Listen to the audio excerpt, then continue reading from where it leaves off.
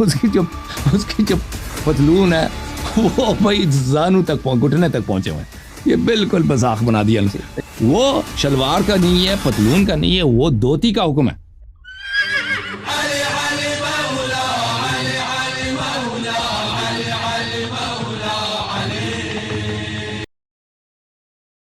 جناب السلام علیکم. وعلیکم السلام ورحمۃ اللہ وبرکاتہ. سر خیریت؟ کیسے ہیں؟ خیریت سے ہیں؟ ٹھیک ہیں آپ؟ کیا نام ہے؟ جی الحمدللہ. آپ خیریت؟ جی میرا نام محمد اللہ تعالیٰ زین کا احمد، احسان ہے. زین کرناٹک سے ہوں، اللہ میسور. کرناٹک. اچھا انڈیا سے. اوکے جناب جی خیریت سے انڈیا ہیں؟ کرناٹک سے. جی الحمدللہ. آپ بتائیں. اللہ تعالیٰ کا احسان ہے. بہت مہربانی کال کرنے کا. حکم کریں.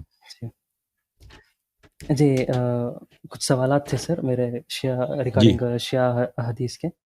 جی پہلا سوال ہے سر اصول الکافی book 4 chapter 12 one who goes to sleep before performing صلاح اور forgets it.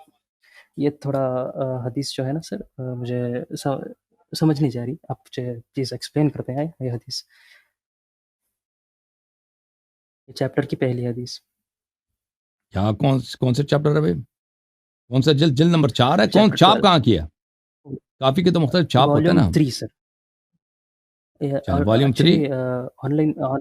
G volume 3 chapter 12. کتاب کون سی؟ کتاب الطہارہ یا کتاب الصلاح؟ کتاب الصلاح sir. One who goes to sleep before performing صلاح اور forgets it. یہ کون سا باب ہے بھائی؟ یہ باب اس کی علی ابن ابراہیم سے.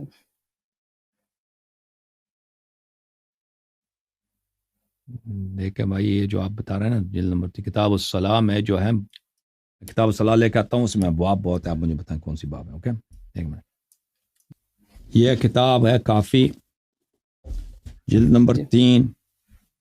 جلد نمبر 3 ہے بھائی یہ کتاب الصلاح. اس میں چلے جاتے ہیں, میں فہرست میں چلا جاتا ہوں تاکہ آپ کو فہرست. کتاب الجنائز کتاب الصلاح دیکھیں باب نمبر 4 بولا آپ نے نا, باب مواقیت الصلاح. یہ مواقیت الصلاح کی باب ہے. نماز کیا اوقات؟ چیپٹر 12. اچھا 1 2 3 4 5 6 7 8 9 10 11 12 من نام عن الصلاة او سهى عنها. تو وہ سہو نبی صلی اللہ علیہ وسلم کی بات کر رہے ہیں نا. اس کی آیا اس کے نہیں 291 سر. علی بن ابراہیم سے روایت ہے سر. اوکے میں بتاتا ہوں. إذا نسيت صلاة أو صليتها بغير وضوء وكان عليك قضاء صلوات فابدأ بأولهن فأذن لها وأقم ثم صلها ثم صل ما بعدها إقامة لكل صلاة.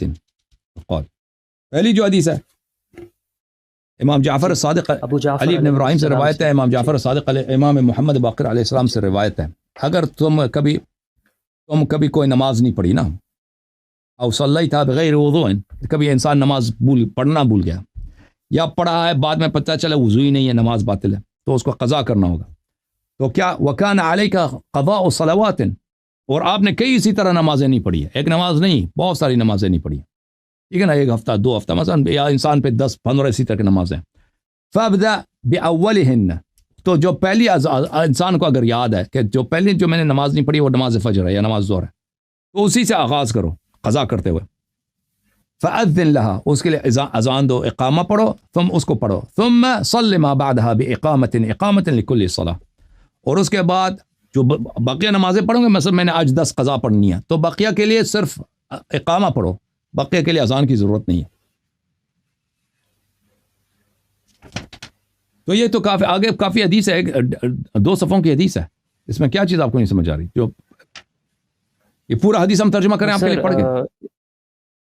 نہیں یا کوئی خاص سوال ہے؟ اتنا بتا دیں آپ. یہ حدیث جا رہا ہے کیا بتائیں؟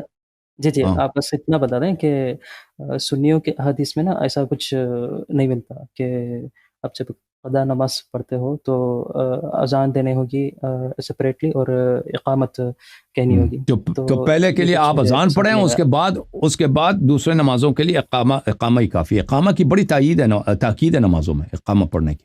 اقامہ ترک نہیں کرنا چاہیے. اکیلے رہے تو بھی, اگر اکیلے رہے تو ہاں بالکل اکیلا فرادہ نماز ہو چاہے جماعت نماز میں ہو, اقامہ کی بڑی تاکید ہے. اقامہ کو چھوڑنے کی اتنی اجازت نہیں ہے ہمارے احادیث میں. مجتہدین کہتے ہیں کہ مستحب ہے, لیکن اقامہ کی بڑی تاکید ہے کہ نہیں چھوڑنا چاہیے, اقامہ کو ترک نہیں کرنا چاہیے. جی جی. تو دوسرا سوال ہے سر, آپ نے ایک اصول الکافی سے ایک روایت پڑھی تھی کہ حضرت امام جعفر الصادق علیہ السلام 2 رکعت نماز پڑھ کے دکھا رہے تھے اپنے اصحاب کو. صحیح. کیسے نماز پڑھ رہے تھے, تو وہ 2 رکعت کی نماز ہے سر. مجھے ایکچولی وہ امام جعفر الصادق علیہ السلام تیسری رکعت کیسے کھڑے ہوتے تھے وہ مجھے جاننا ہے سر, کیونکہ میں بھی وہ کوشش کر رہا ہوں ان کے جیسے پڑھنے کے لیے, اس لیے. تیسری رکعت ہم دیکھتے ہیں بھائی. تیسری رکعت رفع سے شروع کرتے یا ایسے ہی کھڑے ہوتے ہیں؟ کہاں سے شروع کرتے تھے؟ بخاری مسلم میں ایسا تیسری رکعت کو جب کھڑے ہوتے تو رفع دین سے شروع کرتے تھے یا ایسے ہی شروع کرتے تھے نارمل؟ یہ جو ہے نا اس کو دیکھنا پڑے گا, اس کی جو ہمارے روایات میں یہ مجھے یاد نہیں پڑتا کہ نماز کے آغاز میں جو ہے کوئی روایت ہو کہ اس میں آپ کو تکبیر کہنا ہے تیسری رکعت میں, یا دوسری رکعت کے ابتدا میں یا تیسری رکعت کے ابتدا میں. مجھے اس طرح کی یاد تو نہیں پڑتا, لیکن وہ دیکھنا پڑے گا. ٹھیک ہے نا, ابھی اتنی جلدی میں مجھے وہ روایت نہیں ملے گا کہ ابھی میرے ذہن میں نہیں ہے. نہیں آپ ایسے ہی بتا دیں. میں نے عرض کیا کہ مجھے یاد نہیں پڑتا کیسی کوئی روایت ہے ہمارے پاس کہ تیسری رکعت کے آغاز میں وہ تکبیر کہتے تھے. ٹھیک ہے نا. جی جی. تو تیسرا سوال ہے سر, یعنی کڑے ہوتے ہی تکبیر کہہ دیں اور اللہ اکبر کہہ دیں. یہ ہمارے ہاں اس طرح کی مجھے نہیں لگتا, مجھے کبھی یاد نہیں آتا کہ ایسے کوئی روایت ہمارے ہاں. جی سر. اچھا جی سر. تو نیکسٹ کوشچن ہے سر, ہمارے یہاں تو پینٹ ہے نا, پینٹ کو اینکل کے نیچے سے نیچے لٹکانے سے اور دیکھیں وہ حکم ہے اظہار کے لیے. وہ حکم وہ دیکھیں ہر چیز کا حکم اسی کے لیے ہوتا ہے. احادیث میں جو ہے کہ اگر کوئی شخص دھوتی پہنے, دھوتی وہ حکم شلوار کے لیے نہیں ہے. وہ دھوتی, اگر کوئی شخص دھوتی پہنتا ہے تو دھوتی کے لیے حکم یہ ہے کہ اینکل سے اوپر ہو. وہ حدیث میں بھی ہے, شلوار کے لیے نہیں ہے کہ شلوار جو ٹخنوں سے اوپر. تو وہاں بھی کو جدھر دیکھو بھائی سوٹ لگایا ہوا ہے, شکل دیکھو اتنا برا لگتا ہے. سوٹ پہن کے 3 پیس سوٹ ٹائی وغیرہ سب لگا کے اس کی جو پتلون ہے وہ بھائی زانو تک گھٹنے تک پہنچے ہوئے. یہ بالکل مذاق بنا دیا. وہ روایات میں جو وہ کس کا حکم ہے, یہ بیوقوف ہیں, احمق ہیں لوگ. وہ شلوار کا نہیں ہے, پتلون کا نہیں ہے, وہ دھوتی کا حکم ہے. دھوتی کے ساتھ اگر کوئی نماز پڑھتا ہے نا, عرب میں تو اکثر دھوتی ہوتے تھے اس زمانے میں, اور اب بھی بہت سارے عرب ملک ہیں اس میں دھوتی, مثلا یمن میں اب بھی دھوتی بہت عام ہے. دھوتی جو شخص پہنتا ہے اس کے لیے حکم ہے کہ وہ جو ہے ٹخنوں سے اوپر ہو. جی ہاں, شیعہ حدیث میں یہی ہے. شیعہ حدیث میں یہ حکم اظہار کے لیے. اظہار کس کو بولتے ہیں؟ اظہار بولتے ہیں دھوتی کو. جی سر.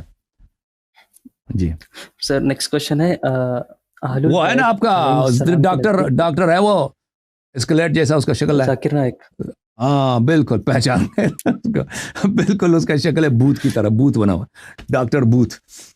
وہ دیکھو وہ بیوقوف, اس کو پتہ نہیں ہے کہ یہ حکم ہے. اس کو ابھی تک پتہ نہیں چلا کہ پتلون اور دھوتی میں فرق ہوتا ہے.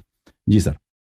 جی بولیں. جی سر, اہل البیت علیہ السلام کے نزدیک تعویذ کے بارے میں کیا خیال ہے سر؟ جی وہ ہاں روایات ہیں رقعہ تعویذ, یہ روایات ہیں. جی کیونکہ احمد بن حنبل کی کتاب ہے نا, مسند احمد بن حنبل, اس میں ایک نبی صلی اللہ علیہ وسلم کی روایت ہے کہ جو کوئی بھی تعویذ پہنے گا وہ اس نے شرک کیا.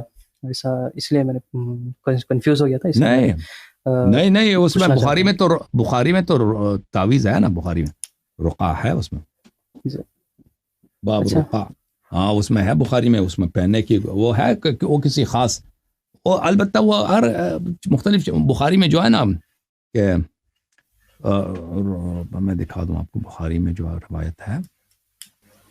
بہرحال ہمارے ہاں وہ ہے, ابھی جو مجھے یاد پڑتا ہے تعویذ وغیرہ ہے, وہ ابھی بخاری میں مجھے نہیں مل رہا. جی اس میں جو ہے دعا وغیرہ ہے بخاری میں. یہ جی مزید کچھ کہنا؟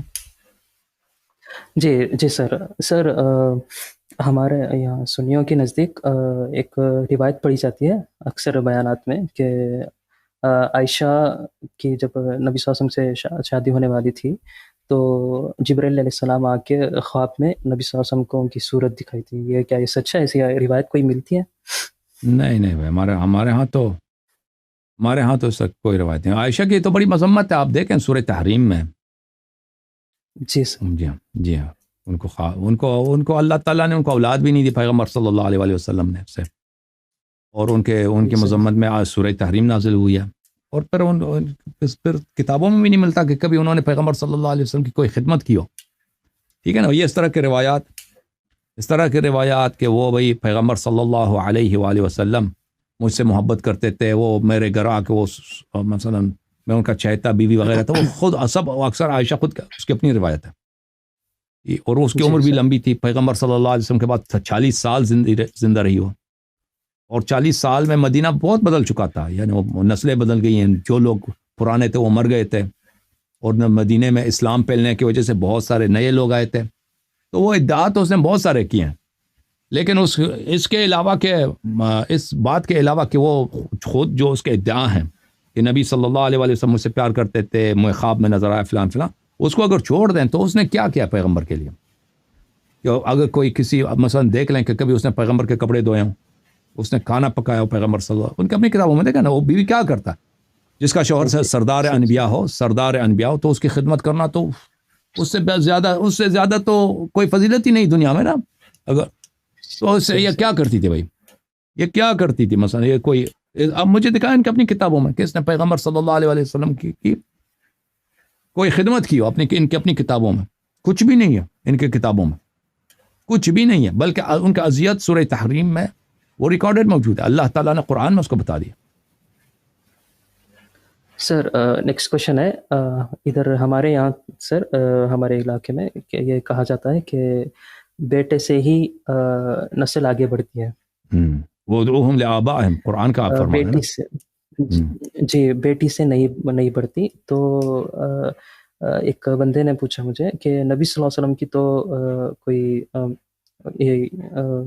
میل اولاد نہیں تھی، تو ان کی نسل کے ساتھ آگے بڑھ گئی. بالکل، جو نبی صلی اللہ علیہ وسلم پہ شیعہ اور مخالفین سب کا اجماع ہے کہ ان کی نسل ان کی بیٹی سے چلی ہے. ان کے واحد بیٹی حضرت زہرا سلام اللہ علیہا سے چلی ہے. باقی جو دوسرے لوگ ہیں ان کی نسل ان کے بیٹوں سے چلتی ہے. نبی صلی اللہ علیہ وسلم کے جو نسل پاک ہے، جو نسل اطہر ہے، ان کی بیٹی حضرت زہرا سلام اللہ علیہا اور امیر المؤمنین علیہ السلام کے صلب سے چلی ہیں. اللہ تعالیٰ نے ان کی اولاد جو کو امیر المؤمنین علیہ السلام کے صلب سے اور حضرت زہرا سلام اللہ علیہا کے دامن پاک سے دنیا میں لایا.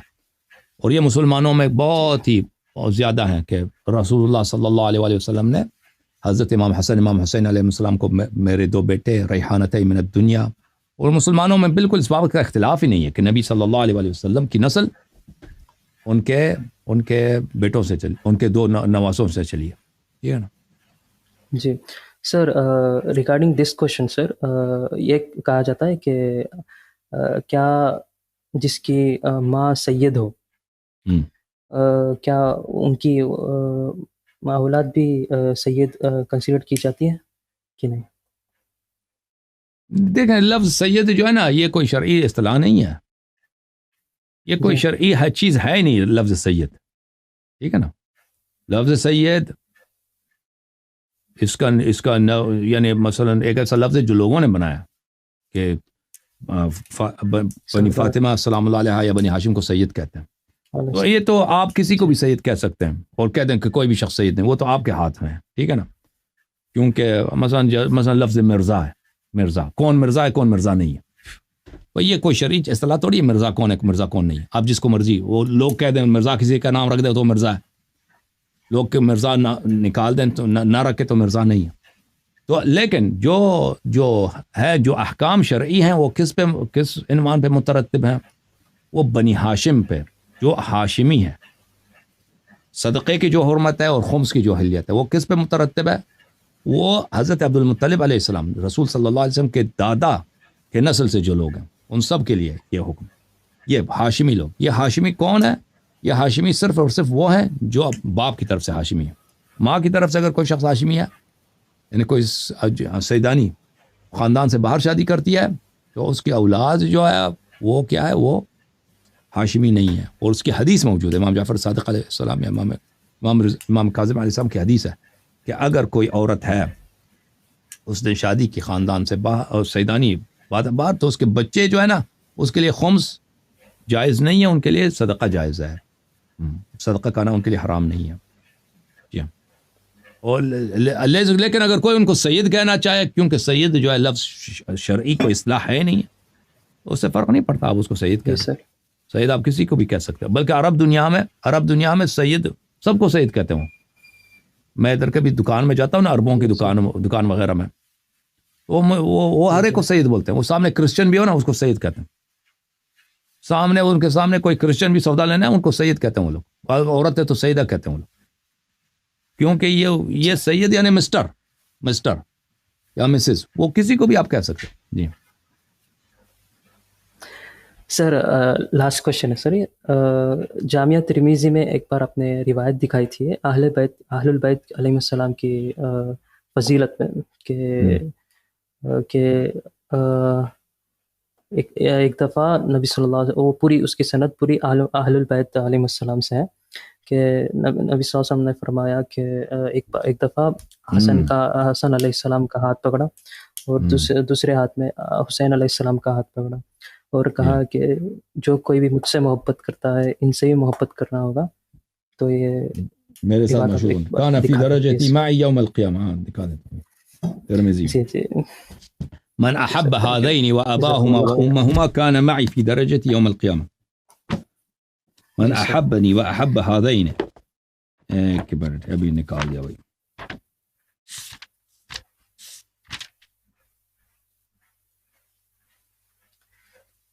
ایکچولی مجھے حدیث نہیں مل رہی تھی، میں آپ کو دکھا دیتا ہوں. ابھی دکھا دیتے ہیں بھائی، کوئی بات. جی کوئی ابھی بھائی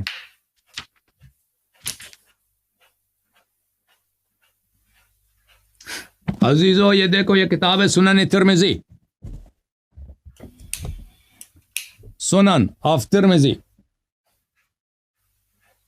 شاب دار الفکر لابی عیسیٰ محمد ابن عیسیٰ ابن سورہ المتوفى سنة 279. کتاب چھپی ہے 2008 بیروت لبنان دار الفکر میں. کتاب المناقب عن رسول اللہ صلی اللہ علیہ وسلم، کتاب الفضائل والمناقب، کتاب المناقب عن رسول اللہ صلی اللہ علیہ وسلم. اس میں جو باب ہے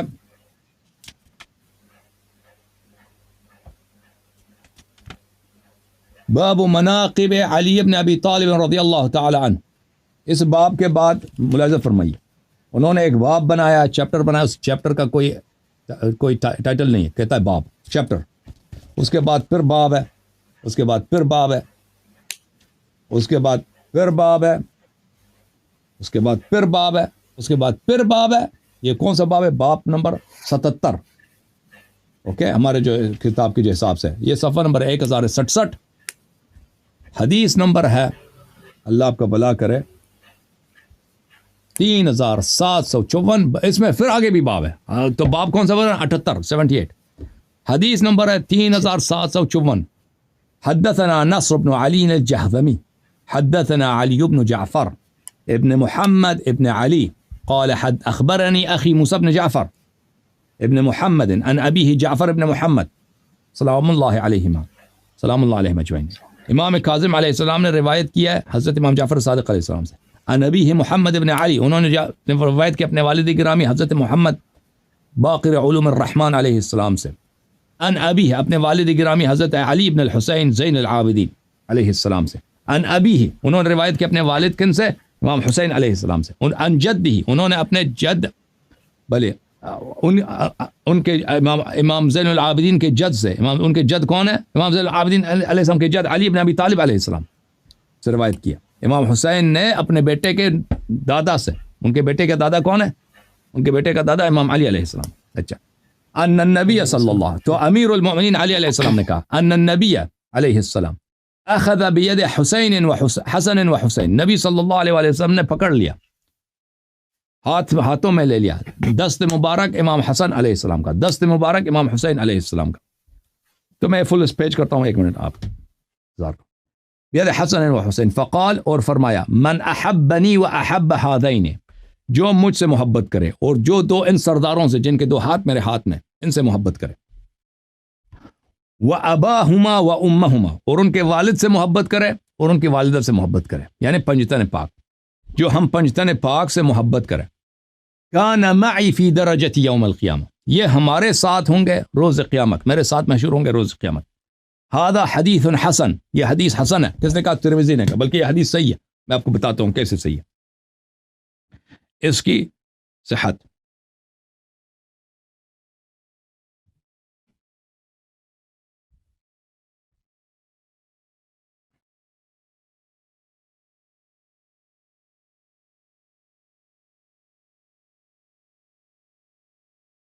کبار محدثین میں خود ترمذی صاحب نے اس حدیث کو کیا کیا؟ اس نے کہا یہ حدیث کیا ہے؟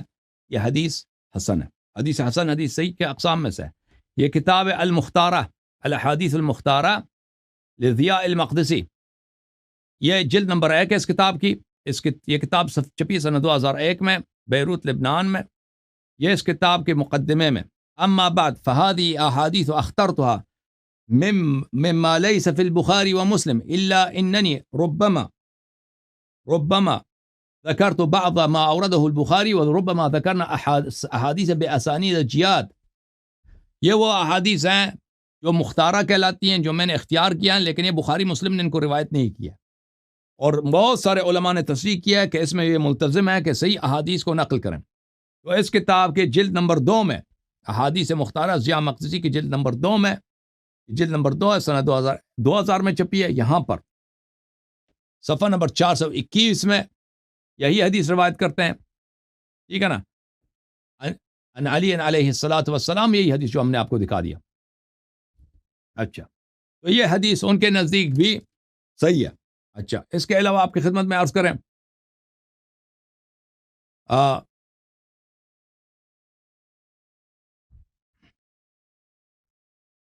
اسی احادیث مختارہ کے متعلق ذہبی صاحب کتاب تاریخ الاسلام میں کیا فرماتے ہیں؟ یہ کتاب تاریخ الاسلام ووفیات المشاہیر والاعلام، تالیف الذہبی الناصبی، جلد نمبر 14، چھاپ دار الغرب الاسلامی، سنہ 2003 میں چھپی ہے. صفحہ نمبر 472 میں الحافظ الحجہ ضیاء الدین المقدسی، جو یہ کتاب مختارہ کے مصنف ہیں. اس کتاب میں ثم ذکر تصانیف الضیاء، ضیاء صاحب کے تصانیف. اچھا، الاحادیث المختارہ خرج منها 90 جزءا وهي الاحاديث التي تصلح ان يحتج بها سوى ما في الصحيحين. یہ وہ احادیث جو حجت ہیں اور یہ احادیث صحیحین میں موجود نہیں ہیں. ٹھیک ہے نا؟ خود ذہبی نے کہہ دیا. اچھا، میں آپ کی خدمت میں عرض کروں، اللہ آپ کا بھلا کرے، کہ اس حدیث کی تصحیح کے لیے میں بخاری کے ایک حدیث آپ کی خدمت میں پیش کروں.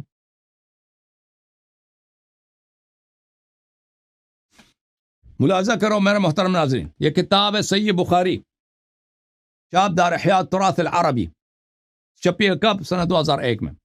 ملاحظہ فرمائیے، یہ صفحہ نمبر ہے 1105، حدیث نمبر 6168، ان النبی صلی اللہ علیہ وآلہ المرء مع من احب. اس کا کیا مطلب ہے؟ آپ اسی کے ساتھ محشور ہوں گے جس کے سے آپ محبت کرتے ہیں. اللہ المرء مع من احب، انسان اسی کے ساتھ محشور ہوتا ہے قیامت کے دن جس کے ساتھ جس سے وہ محبت کرتا ہے. اگلا جو حدیث ہے اس باب میں ملاحظہ فرمائیے، ایک شخص آیا، عبداللہ بن مسعود روایت کرتے ہیں کہ ایک شخص آیا نبی صلی اللہ علیہ وسلم کے پاس، پوچھا یا رسول اللہ کیف تقول فی رجل احب قوما ولم يلحق بهم. یا رسول اللہ صلی اللہ علیہ وآلہ، آپ کیا کہتے ہیں اس شخص کے متعلق جو قوم سے محبت کرتی ہے لیکن ان سے کبھی ملحق نہیں ہوا؟ فرمایا المرء مع من احب، نبی صلی اللہ علیہ وسلم نے فرمایا کہ یہ انسان جس سے محبت کرتا ہے اسی کے ساتھ مشہور ہوتا ہے. پھر 6170 وہ بھی وہی حدیث ہے، اگلے ابو موسیٰ اشعری سے. 6171 انس بن مالک سے روایت ہے، ایک شخص نے نبی صلی اللہ علیہ وسلم سے پوچھا کہ یا رسول اللہ متی الساعہ، قیامت کب ہے؟ قال ما اعددت لها، نبی صلی اللہ علیہ وسلم نے پوچھا کیا قیامت کا پوچھ رہے ہیں کہ قیامت کب ہے، تم نے قیامت کے لیے کیا تیاری کی ہے؟ قال ما اعددت لها من كثير صلاة ولا صوم ولا صدقة ولكني احب الله ورسوله صلی اللہ علیہ وسلم. اس شخص نے کہا کہ میرے پاس تو زیادہ نماز بھی نہیں ہے، زیادہ روزے بھی نہیں ہیں، صدقہ بھی نہیں ہے، نہ زکوٰۃ نہ روزہ، یہ اعمال اتنے زیادہ نہیں ہیں، لیکن میں محبت کرتا ہوں اللہ اور رسول سے صلی اللہ علیہ وآلہ۔ قال انت مع من احببت، فرمایا کہ جس سے محبت کرتے اسی کے ساتھ مشہور ہو جاؤ گے۔ کہنے کا مقصد یہ ہے میرے عزیزوں کہ انسان اسی کے ساتھ مشہور ہوتا ہے جس سے محبت کرتا ہے۔ یہ کتاب ہے صحیح مسلم، چاپ دار الفکر، کتاب چھپی ہے سنہ 2003 تکو جی، صفحہ نمبر 1298، باب المرء مع من احب، یہی وہی جو سوال جواب ہوتا ہے نا، ما عادت تلا انت مع من احببت، انسان اسی کے ساتھ مشہور ہوتا ہے جس سے محبت کرتا ہے۔ اور بھی روایت اسی معنی کے ساتھ، تو بخاری مسلم دونوں نے روایت کیا۔ تو پتہ کیا چلا عزیزوں کہ وہ جو مسلم کی جو حدیث، ترمذی کی جو حدیث ہے کہ پنجتن پاک کا ذکر فرمایا، امام حسن امام حسین علیہ السلام کا دست مبارک اپنے ہاتھ میں لے لیا اور فرمایا من احبنی واحب هذین واباهما وامهما، جو مجھ سے محبت کرے اور ان دو شہزادوں سے محبت کرے اور ان کے والد سے، ان کے والدہ سے محبت کرے، کان معی فی درجۃ یوم القیامہ، میرے ساتھ میرے درجے میں مشہور ہوگا روز قیامت۔ یہ حدیث اس میں شک کی نہیں، یہ حدیث اس میں شک کی نہیں۔ نجات کا پتہ کیا چلا، نماز نجات کا طریقہ کار، نماز روزہ وغیرہ، ہاں ٹھیک ہے عمل ہے، لیکن عمل میں آگے پیچھے ہو سکتا ہے، عمل میں انسان میں گناہ بھی ہو سکتا ہے، آپ کے نماز روزے میں خلل ہو سکتا ہے، لیکن محبت تو اپنے دل میں دیکھتے ہو نا کہ کس محبت وہ تو بہت ہی آسان طریقہ کار ہے۔ نجات کا جو آسان طریقہ کار ہے، نماز کے اگر نماز روزے بھی ہو نا تو غیروں سے محبت ہو تو غیروں کے ساتھ مشہور ہو گئے بیٹے، سمجھ میں ہے نا؟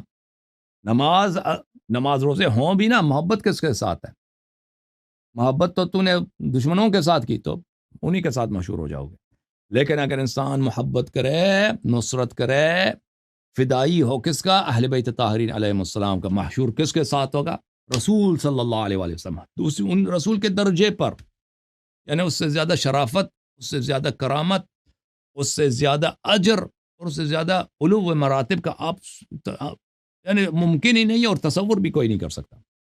جی سر، ہاں جی جناب، اوکے سر۔ جی سر، لاسٹ میں اتنا کہنا چاہتا ہوں کہ سر آپ جو یہ کام کر رہے ہیں آپ لگے رہو، اور اللہ آپ کو جزائے خیر دے انشاءاللہ۔ تھینک یو سر، اللہ آپ کو جزائے خیر دے، تھینک یو سر، اللہ تعالیٰ آپ کو سلامتی دے میرے بھائی، سلامت رہو، زندہ رہو۔